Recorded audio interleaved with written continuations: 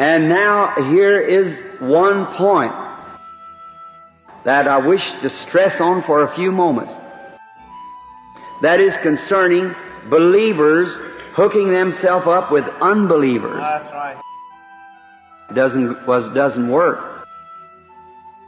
God isn't pleased with it. God has said, come out from among the unbelief. That's right.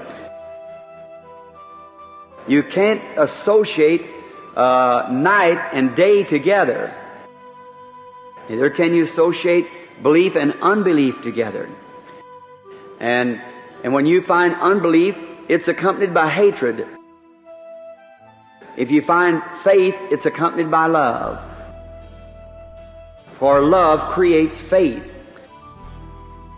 And without faith, why, you can't have love. Now, then this believer, Jehoshaphat, willing to give respects to somebody who had a great kingdom,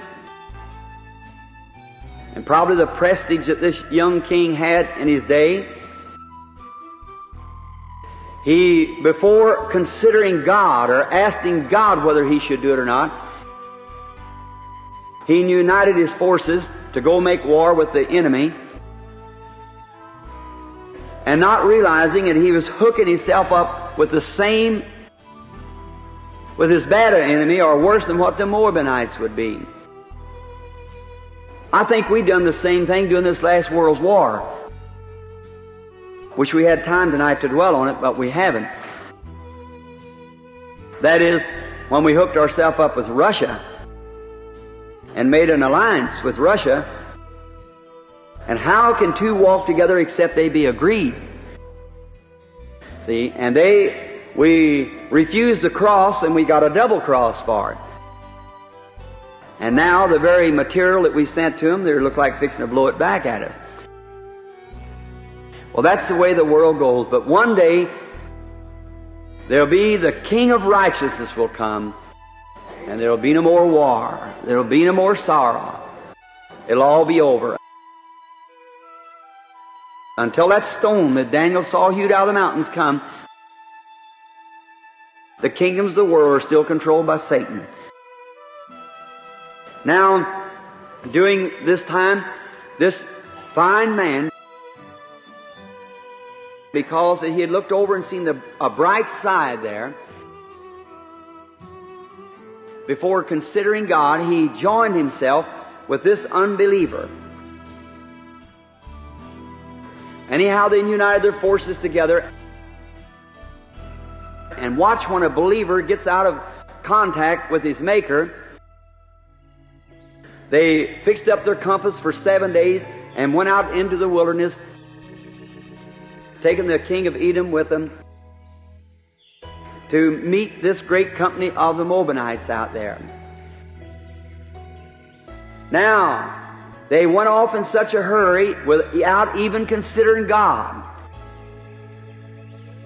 And when they found out the 7 days was up, well, their water supply was cut off.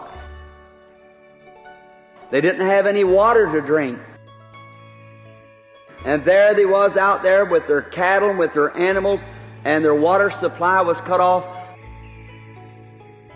And looks like it was just about the end for them. Now, that's what we do. Sometimes we go off on a tantrum somewhere and not think about God, not pray over it, ask the Lord whether we should do it or not.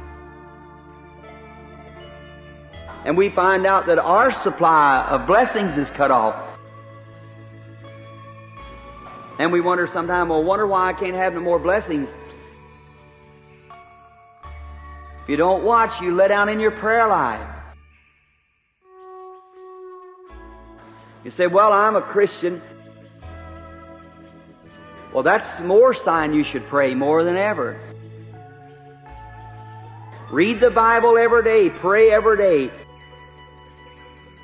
Don't make any decisions too harshly or too quickly without first considering God about it. Ask Him, shall I do this, Father? Ask Him, is it your will for me to do this? Then see what the Holy Spirit will speak to you. He might not give you a vision, but He'll speak in some way to you to let you know if you'll be sincere and ask Him,